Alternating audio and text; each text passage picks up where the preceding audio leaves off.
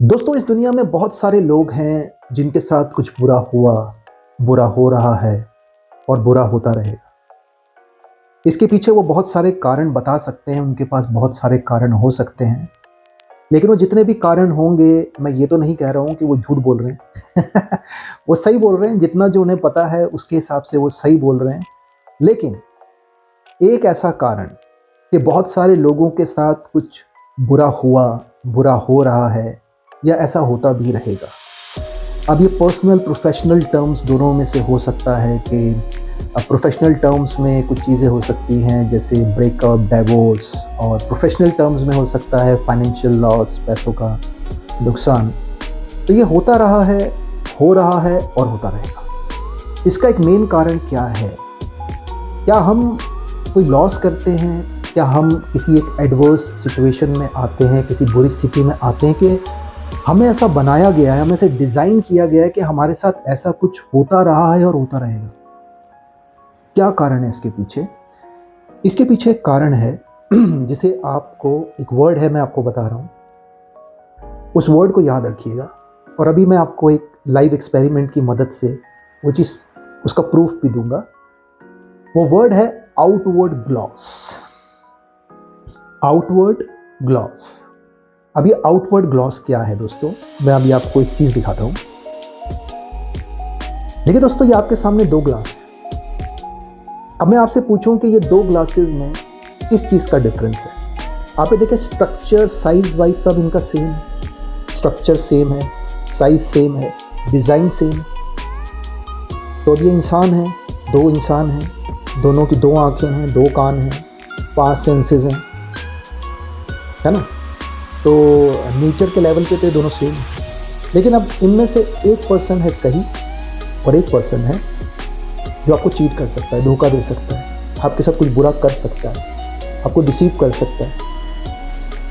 तो अब हम ज़्यादातर क्या होता है कि हम किसी चीज़ की, जैसे आउटवर्ड ग्लॉस का मतलब क्या है, हम बाहरी चीज़ों के बेस पर ही लोगों को परखते हैं। बाहरी चीज़ों के बेस पर ही लोगों को हम परखते हैं, इसलिए हमारे साथ कुछ बुरा होता है या बुरा होता रहा है।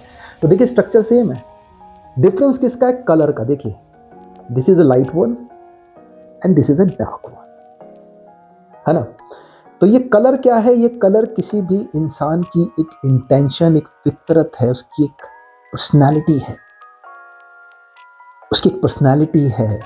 लेकिन जब तक आप आउटवर्ड ग्लॉस में रहेंगे, बाहर से चीज़ों को सिर्फ देखते रहते हैं या बाहर से चीज़ों को देखते रहेंगे, जब तक आप बाहरी चीज़ों से इम्प्रेस होते रहेंगे, किसी के सिर्फ अपीयरेंस से आप इम्प्रेस हो जाएंगे, किसी के सिर्फ वोकैबुलरी से आप इम्प्रेस हो जाएंगे। मतलब कि क्या है कि मान लीजिए ये पर्सन एक मैनिपुलेटर है, नार्सिस्ट है, डिसीवर है, धोखेबाज आदमी है, ठग आदमी है, लेकिन आप इसे पहचान नहीं पाओ।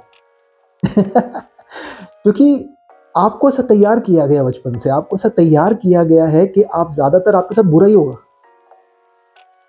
और आपकी एजुकेशन उसमें कुछ नहीं कर सकती है। अगर आप ये सोचें कि अगर आप एजुकेटेड होते या आप हाईली एजुकेटेड हैं तो आप डिसीव नहीं हो सकते, नो, ऐसा नहीं है। कुछ ऐसी डिज़ाइनिंग की गई है कुछ चीज़ों की या एक सिस्टम की कि आप ज़्यादातर बेचारे ही बने रहेंगे, आपके साथ कुछ ना कुछ बुरा ही होता रहेगा, आप कंप्लेन ही करते रहेंगे और बाहरी चीज़ों को बस बताते रहेंगे बार बार कि ये इसलिए हो गया ऐसे।